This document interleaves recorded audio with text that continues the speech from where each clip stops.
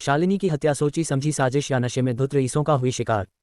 Police के सामने कड़ी चुनौती, कहीं गलत दिशा में तो नहीं मार रही तीर। शालिनी की हत्या करने और उसकी लाश को ठिकाने लगाने में कितने लोग शामिल थे? राजेश सोनकर, प्रयागराज। अनुराग दर्शन समाचार।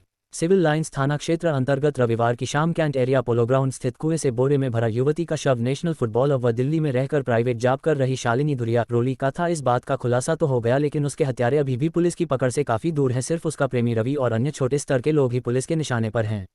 मूल रूप से फूलपुर निवासी, पेशे से ई रिक्शा चालक राजेंद्र प्रसाद वर्तमान में परिवार सहित तेलियरगंज शिलाखाना मस्जिद के निकट किराए के मकान में रहते हैं। उनकी 4 संतानों में शालिनी उर्फ रोली दूसरे नंबर थी। उससे बड़ी श्रद्धा व छोटी बहन स्वाति, भाई वैभव हैं। शालिनी नवंबर माह में दिल्ली चली गई थी, जहां रहकर वह एक प्राइवेट कंपनी में जॉब कर रही थी। रविवार की शाम पोलो ग्राउंड कुएं से बोरे में भरा शव शालिनी का ही था। इस बात की भी शिनाख्त हो गई। शालिनी का रवि नाम के युवक से अफेयर था। यह बात शालिनी के होंठ में बने टैटू से पता चली, लेकिन बहुत कम लोगों को पता है कि मृतका एक बहुत ही अच्छी राष्ट्रीय स्तर की खिलाड़ी भी रही है। जानकारी के अनुसार शालिनी धुरिया रोली को होली में प्रयागराज आना था, लेकिन वह अचानक 13 फरवरी को ही आ गई, चूंकि अगले दिन अंग्रेजी त्योहार वैलेंटाइन डे था। अब यहाँ पर सवाल यह उठता है कि शालिनी अपने घर न जाकर आखिर किससे मिलने कहाँ गई रही होगी।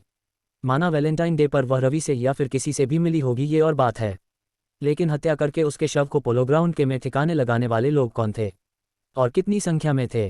कहीं ऐसा तो नहीं कि शालिनी रईस बापों की बिगड़ैल औलादों की नज़र में खटक गई थी, क्योंकि रात के अंधेरे में बड़े घरानों की बिगड़ैल नशाखोर औलादों का जमावड़ा नशे में धुत होकर शहर के इलाहाबाद बैंक, वर्तमान में इंडियन बैंक के पीछे संगम स्थित परेड ग्राउंड, थाना कैंट से चंद कदम की दूरी पर बनी लाइब्रेरी व सदर बाजार ऊंचवा और सीडीए पेंशन ऑफिस जाने वाले मार्ग के बीच बनी पुलिया, जहां शाम को गहरा अंधेरा हो जाता है, इन्हीं स्थानों पर लगना चालू हो जाता है जिनके पास हाईफाई महंगी लग्जरी गाड़ियां होती हैं और गाड़ियों में भरा होता अयाशी और मौज मस्ती का हर आइटम।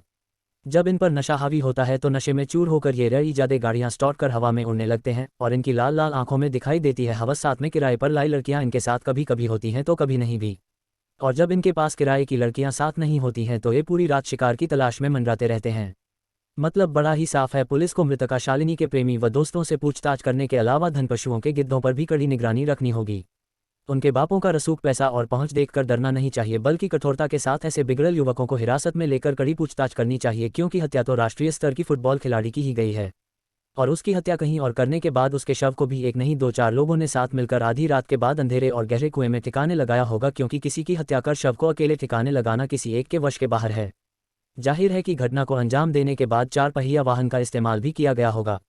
ब्लाइंड मर्डर से पर्दा उठाने के लिए जांच पड़ताल में जुटी संबंधित थाने की पुलिस व वरिष्ठ पुलिस अधिकारियों को इस ओर ध्यान जरूर देना चाहिए। हो सकता है कि शालिनी के कातिल पकड़े जाएं।